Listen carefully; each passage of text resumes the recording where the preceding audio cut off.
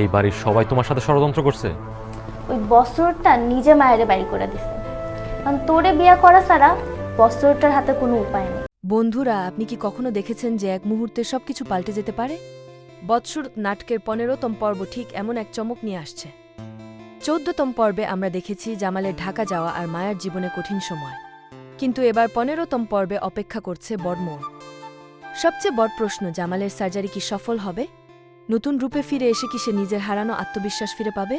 রোমানের গোপন ষড়যন্ত্র আর টাকার লোভ এবার কি তার বিপদ ডেকে আনবে?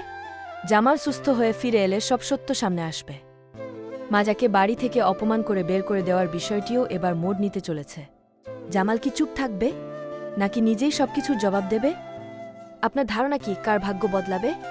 কমেন্টে জানাতে ভুলবেন না। নতুন আপডেট পেতে আমাদের সঙ্গেই থাকুন।